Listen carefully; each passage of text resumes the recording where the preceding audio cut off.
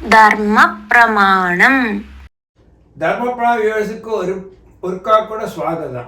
வாத்தியார் ஒருத்தன் 100 வயசு வரை இருக்கான்.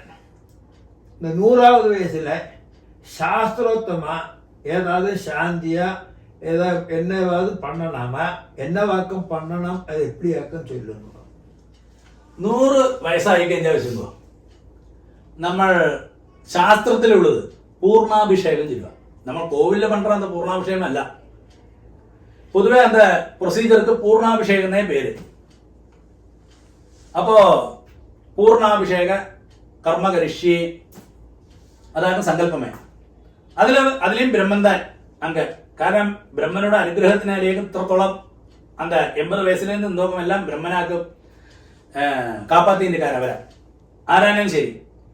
അപ്പൊ പൂർണ്ണാഭിഷേകം ചൊല്ലി അവൾക്ക് എന്താ വിധിപ്രകാരം കൽപ്പോത്തത്തിലെ പണി, അവൾക്ക് അഭിഷേകം ഹിരണ്യശൃംഗത്തിലെ അഭിഷേകം പണി, പൂർണ്ണമാ അഭിഷേകം പണി, இல்லை பந்துமித்ராதிகள்லாம் கூட வந்திருக்கா அவளே அபிஷேகம் பண்ணி அப்படி விதிவித்தா பண்ணலாம். அதுകൂടാക്കി രുദ്രേകാദശി പണിയിട്ടും பண்ணலாம். அப்போ രുദ്രേകാദശി பண்ணிட்டு നമുക്ക് പൂർണ്ണാഭിഷേകം பண்ணலாம் 100 വയസ്സ് വരെ. அப்போ 100 വയസ്സ് വരെ இருக்கிறதெல்லாம் ഭഗവാനോട് പരിപൂർണமான അനുഗ്രഹമാകും ബ്രഹ്മൻ. ബ്രഹ്മൻ അയച്ചാം അത് മൊത്തത്തില്.